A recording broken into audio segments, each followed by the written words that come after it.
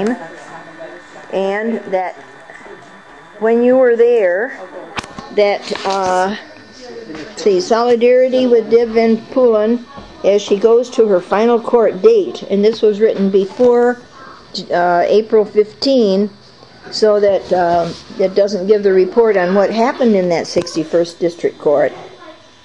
But she was arrested for standing in the DeVos Center ballroom and speaking truth to power. Quote, "David Petraeus, you are a war criminal. You are responsible for the deaths of thousands of innocent men, women, and children." Information as the press saw it. Van Poolen interrupted U.S. war criminal David Petraeus as he glorified the U.S. wars in Iraq and Afghanistan at a luncheon sponsored by the World Affairs Council. Deb Van Poolen was grabbed by the arm but stood her ground as she spoke out against the inhumanity of U.S. drone warfare that terrorizes people throughout the Middle East. Two men then escorted her out to a police car where she was arrested for trespass.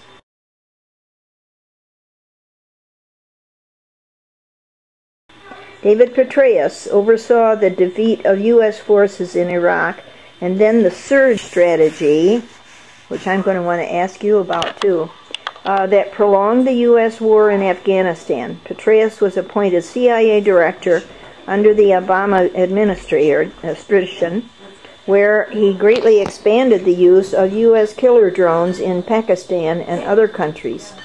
Petraeus is known throughout the world for horrible war crimes. General Petraeus was responsible for setting up Iraqi death squads and torture centers. And for more information, we can call Tom Burke, who is our host tonight, at 773-844-3612. He's head of the Left Forum in Grand Rapids, and that is connected with the IGE, Institute for Global Education. End the wars, stand against political repression. So, I don't know. Deb, do you want to talk about this other point that I was confused about? Or are you busy gathering your pictures and so on?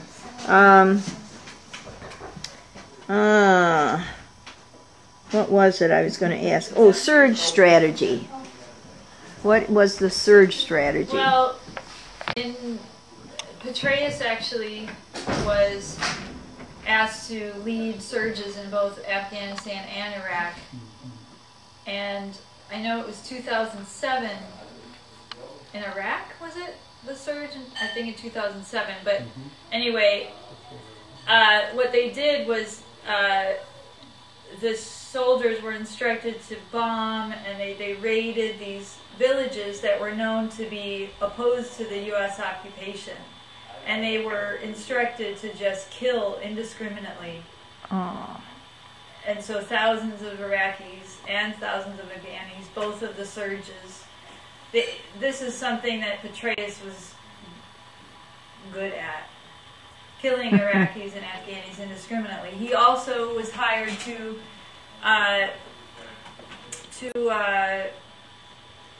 he paid both Iraqis and Afghanis to go out and kill their fellow country people if they were opposed to the occupation. So anybody that was opposed, whether they were a militant or not, they were targeted through Petraeus. Yeah.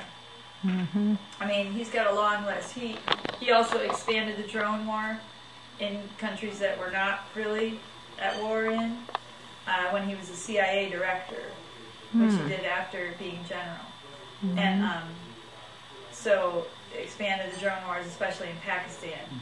And then he initiated the systematic bombing of funerals of drone strike victims, and also weddings. So these were places, weddings and funerals are places where large groups of people gather together. So it was an opportunity to kill several people at once. And then he also instituted the double tap technique double tap technique is where, so a drone will fire and on some people, and then there's a bunch of injured people or some dead people, and then people come in who weren't hit. They come in to help the victims, and so in the double tap technique, they wait until the rescuers come in. They wait until they're there in the same area, and then they strike again, bomb again, in order to get the rescuers. Now these are American military that are doing this double strike, double tap you called it? Do they know it's a double tap? Absolutely. Yeah, drone operators are very intimate with what they're doing, actually. I mean, I've heard drone operators be interviewed and talk about how they can see blood spurting out of the arteries of the people that they strike. Even though they might be sitting in Syracuse, New York, or some other drone base in the United States operating a joystick, they have that type of ability, to see exactly what they're doing. I mean, that's what you can do when you have a military that has the budget of the largest budget in the world, largest budget that's bigger than all the next 15 largest countries' budgets combined. And we think of ourselves as a peaceful nation. I don't think of us as a peaceful nation. I know better. No, we have 900 military bases all over the world. Very few other countries in the world, I think of us as a peaceful nation anymore. Question, are there any military bases in the United States that are from another country or of another country? No, we would not permit it. Oh. Absolutely not. But we have 900 scattered all over the other countries in the world. Yeah. Isn't that incredible? Roman Empire. Yeah, I guess. So, can I show you some artwork? Yes, please do. So one of the people that has helped us understand more about the Iraq and Afghanistan wars is Chelsea Manning, who we now know as Chelsea Manning, but was known as Bradley Manning. And Bradley wants to be Chelsea. His whole life that was discussed during the trial, gender dysphoria. Like the Nuremberg principles were not allowed to be brought up, you know? He wasn't allowed to say he's reporting on war crimes, you know, that he's exposing war crimes, like Daniel Ellsberg, right? Who's now we can. Lauren McNamara, this is a woman that Chelsea chatted with, you know, about what she was doing. People in the audience, some of the supporters, they were wearing black t-shirts that said truth. Alex? Well, because the U.S. military denied the principles of the Nuremberg trial, could the U.S. military be closer to a fascistic regime rather than one that embraces Jewish values? Is that even possible? Yeah. Except that's not what the common concept is supposed to be. No, we live in a double-think world, double-speak world. It's Orwellian. You have to really pay attention to the meaning behind words and who's saying the words and what are their actions, and do their actions match up to their words. Like the way Kerry and Obama talk about Ukraine, for example, you know, or Syria. It's amazing. So anyway, this is another drawing that's like unfinished from the courtroom. So that was David Coombs' wife. She came a lot. She's also an attorney. David Coombs was the lead attorney for Chelsea. This is Chelsea over here. And these were two other support guys from the military who were there throughout the summer. And then these are all supporters. Yeah.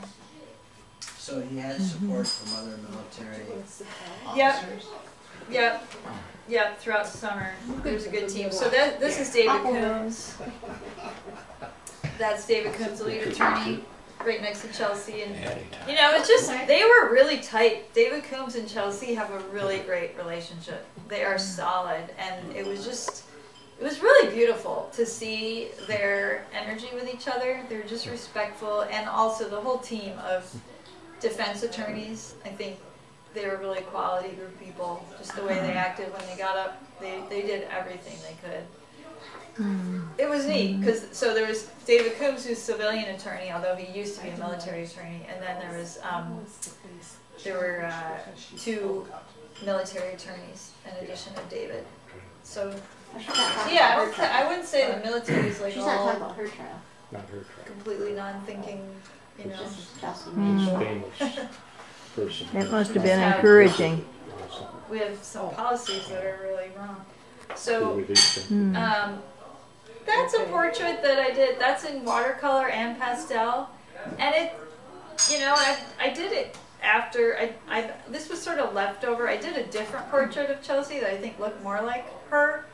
This I added hair, longer hair after we knew she was Chelsea, and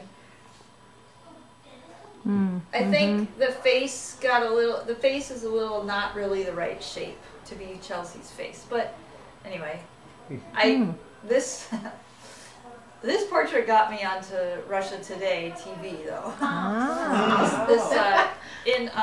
In Washington D.C. and this was on there. They put this one up, and I was interviewed. I was in the New York studio, and then this Abby Martin from Russia Today. You can look up on RT.com. But yeah, Abby really loved this portrait. RT.com. Exquisite. So yeah, it kind of looks. This is Ashton Fain, who's the leading prosecuting attorney. He was a real squirrel. It's amazing what they You shouldn't let. talk about squirrels like that. Right. Oh, terrible. This is Deborah Van Alstine, who is Chelsea's aunt, and this is where Chelsea went to stay when he came back on break from Iraq. The first time he came back, and that's when she did her releases. When she came back to the U.S., Deborah lives in Maryland, and Chelsea went and stayed with her. And so she testified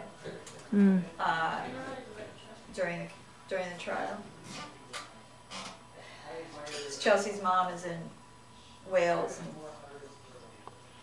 this is the judge, Colonel Denise Lind, who David Coombs actually even taught. She was a student of the defense attorney in like one class. Yeah. It was crazy, a lot of things. Like, I was there on the day in a pre-trial hearing when she spent 2.5 hours reading off all this gibberish about why, after waiting 3 years to get a trial, Chelsea really was getting a speedy trial. Because she said all of the days except for 90 days didn't count. Yeah, it was amazing. You know, in this country, you're supposed to have a right to a speedy trial. You're not supposed to be held so long before you're even accused of a crime. Before you go to trial. To stay in jail until their hearing, is it? Arraignment. Arraignment. Yeah, arraignment hearing. Oh, arraignment hearing is the same thing? Or until they're released. Like, the judge will give them a date for their arraignment. They have to wait in jail until they get a date for their arraignment. And there's They no... leave. It isn't like it has to be within 30 days or something like that? When the arraignment has to be? I don't know that stuff. But evidently, it's not cut and dried so that you're going to look it up in a book. Oh. That's what I'm trying to ask. Well, and the new Jim Crow really says a lot about just how biased it is also against people of color. Was this a military court? People of color get completely different treatment than white people. Was this a military court? I missed the very beginning of. Yeah, this was a military Yeah, well, they've got people in court-martial. Guantanamo that's been there for years and Right. never been charged. For example, yep, No, so I mean, they feel there's no like, standards. Right, because the NDAA was passed, the National Defense Authorization Act, that yeah, said right. that it's legal now for the 2001. United States to take anyone hostage and put them in jail indefinitely without charging ever a crime. Right. Terrible. Yeah. Okay. Halen said And no longer is water it boarding as the Yeah, right. is our way of blessing the terror. Baptizing, yeah. Yes, baptizing. Yeah. That's what I mean. Isn't that terrible? I'm sorry, Alex, what is that in here? Sarah Palin said the other day that waterboarding is our way of baptizing terrorists. Yeah, is everybody familiar? It just came across the internet that Spain is finally charging Bush and Cheney and all the others for torturing. Wow. They've passed formal charges in their courts Oh, yeah. in Spain. Mm-hmm. I don't know how they can do that either, but and then I also heard that so was it Boeing? Somebody has come out or there's been a strong resistance to Boeing doing aircraft or doing drones for the government. Oh. And I think there's a movement underway there at their national meeting to stop that, and I think they've succeeded, or at least raised a lot of ire over it. But Boeing would like to contract to do all kinds of drones, peaceful drones, military, whatever. And somebody showed up and they've thrown a lot of mud at that. Anyway, I don't know if they've succeeded or not, but this is just all on the internet right now in the last week. Well, now these drones are the ones that most of us think of as military weapons against an enemy, whether it's Pakistan or Afghanistan or We what, do it right? here in the United States. Yeah. But this is happening now in the United States against citizens here? Anybody they want. Well, they claim the right to do it, and I think Obama has now backed off on that. Well, and police from LA were trained recently by Israeli Defense Forces on how to control the populations of LA. Oh. Interesting. And Yeah, that happens. That Palestine is actually, when I was there, someone was telling me about how Palestine is a practicing ground for the IDF on using crowd dispersal techniques. IDS? And the What's IDF? IDS? Israel Defense Force. And the IDF Oh, also Israel. defends the LA airport. LAX is under, is guarded by the Israeli Defense Forces. Did you know that? Wow. We hire them. Yes. What- Well, I don't know if they're. What amazes me is that we're talking again about using helicopters, at $110 million a copy or something to do the work of a drone, which can be bought for $20,000 or something. That they're relatively cheap to produce. And Pyro. if you're into crowd control and spying and that kind of thing, there will be plenty of drones available to local police agencies and state police and that kind of thing without spending $120 million on a helicopter. Michigan has one, they're looking for another one, I guess. I don't know. But that's another thing that's in the background here. So before we get too Yeah. carried away in conversation, I want to. Yeah. I just want to make sure I show you this artwork. I Yes. won't get too many chances Yes. to do that, and you don't get to see artwork. Are we gonna too often. come up and see it close, or are you gonna pass it around, or? I'm not gonna pass it around. I'll just hold it up from here. I think. I'd like to see it closer too. Well, I'll come up. Would you like to come trade seats? No, then you won't see it close. I can see it. I got glasses, come on. No. You said no. No. I insist. You get that. come on over. I'll go up Sue. afterwards and look at it. Oh. Yeah, we can do that. So yeah, this is a drawing from in the courtroom, and I was inspired by the discussion of gender dysphoria at the end of the trial to give all the guys solidarity pink Now who were suits. those people? Okay, so this is Chelsea in front, Chelsea Manning, David Coombs, her attorney, and then these are the two military attorneys. This is Joshua Tooman and Thomas Hurley. These were the two military guys, and so the three of them supported Chelsea. So they all sat together all summer long, And that's towards why the end of the trial, I was able to get this like uh-huh. drawing of the four of them. Like they weren't always. I didn't see them this way all the time. So this is like a composite drawing. But I'm happy with it because it really, Really nice. Yeah. it really represents each of them. But it also has this like feeling of solidarity. Mm-hmm. Yeah, and I like how it's just kind of like in a way it's like red, white, and blue. That's what I was just Now they chose to wear the red. Well, it's really more. Oh, she just did that. No, they were all in navy blue. Oh, I see. regular Okay. Army uniforms. So But just I put 'em in- symbolism. I put them in pink to Uh-huh. symbolize solidarity with this person that wanted to be female. Ah, Just- yeah. Yeah. Uh-huh. And then this was one of the drawings I did of Chelsea at the end of the trial too. That's beautiful. That's so Thanks. good. Yeah, I really that I feel, pastel? and this does That's represent her. This has the real feeling of who she is. It's colored pencil and pastel combined. Oh, you did a great job. So I'm thinking of this one for Art Fabulous. Prize and this other one that I just showed you. Mm-hmm. Thinking about those two. I don't know the other ones. Well, with Art Prize, you can, combine a bunch of them. Yeah, you can put several in. Okay, so now I'm going to show you some other stuff. So this is, well actually, there's a few more from the trial I can show you. We'll stay on that for a minute. Because these are prints. Wow. And this is a print from the day that Professor Benkler spoke. Yochai Benkler from Harvard came and spoke about the danger to freedom of speech and to journalism because the aiding the enemy charge was still on the books at this point. Coombs had filed for that charge to be dismissed, but the judge upheld it. And so they had to defend against it, and Yochai Benkler, and it was just, and he was one of the first defense witnesses.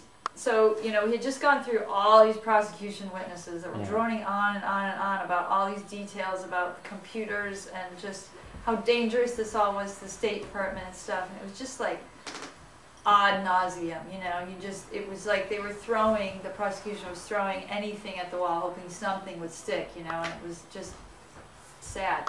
So finally Yochai Benkler goes on the stand, and he's just brilliant, and he's like actually saying something of substance that was true, and he's talking about how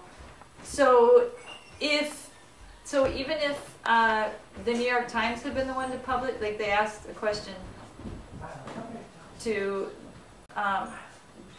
the prosecutor. How did this go? What came down was that even if the New York Times had been the one that had been released, the information had been released to, would they still consider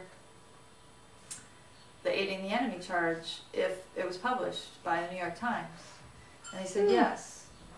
The prosecution was saying that. They were saying yes. So anybody. So, and what the prosecution was arguing, they were arguing that no matter whether you intended for the enemy to use what you publish, if it ends up getting used, then you can be charged of aiding the enemy. So that was the argument, and that's what the judge allowed to be presented. Could they prove that it was in used court by the enemy? That'd be harder to prove than anything. Well, that's what they had to prove, and that they didn't. So that charge They didn't didn't. stand. Wow. Yeah. Yeah. But so that was the argument, the government, the U.S. government was making. And yeah, Yochai Benkler said, can't do that. And it was great. And I had a lot of notes from that day, and it would help me articulate it better. But it was a great day, and this was another prosecuting attorney. Yeah. Okay. And then This is from the first day of the defense argument in court when David Coombs played the collateral murder video in the courtroom,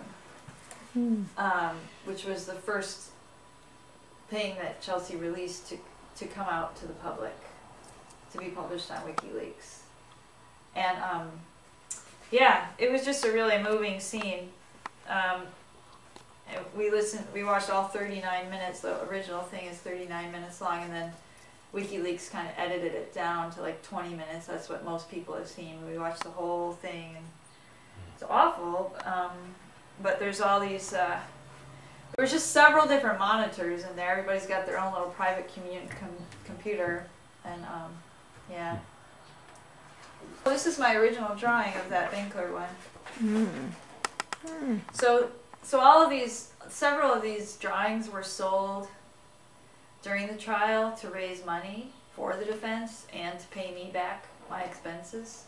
So I sold 20 different drawings on eBay, had eBay auctions, and like they advertised it on the Support Network website, which a lot of people saw, and so $4,500 total was raised with those auctions, and so 2,000 of it I donated, and 2,500 covered my expenses for the summer. Yeah, so this one was sold, as well as a couple of the other ones that you've seen, and because I want to put them in art prize, I knew the person that bought those, so I emailed her and I said, "Hey, can I borrow those drawings you bought?" She's a friend of mine, so she was willing to send them to me. See that one? You haven't been showing that one. I want to see that What, this one? Yeah. This. Okay, well this is Palestine now. But it's